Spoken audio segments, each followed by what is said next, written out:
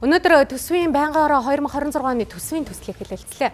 Монгол улс эх оныхон төсвөө баталгахад сар гаруй хугацаа үлдээд байгаа энэ үед төсвийг дахин задлаж багш эмч нарын цалин тодорхой шаттаагаар нэмж хөрөнгө оруулалтын зардалаа танах боломжтой гэх асуудлыг зарим гишүүд хөндөжээ.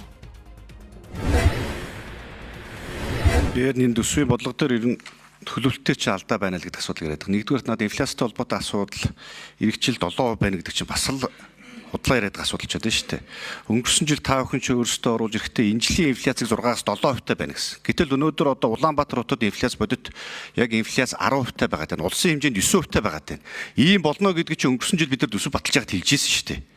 Бодит нөхцөл байдал юм хүнд болох гээд байна. Тэр үед бид нар төсвийн бодлогыг зөв болгоё гэдэг асуудлыг хөндөж яригч гарч ирж ирсэн. 7% гэдэг инфляц маань мөнгөний бодлоготойгоо нийцэж байгаа. Мөнгөний бодлогын 6 дээр нэмэх хасах 2 буюу 4-өөс 8 гэсэн ийм диапазон дотор бол багтаж байгаа нь.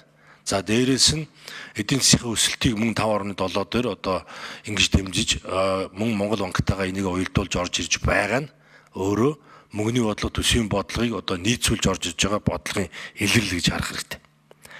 За төсвийн энэ олон хязгаарууд дотор цалингийн өсөлт, тэтгэврийн өсөлт маань энэ инфляцийг гүйцэж чадахгүй.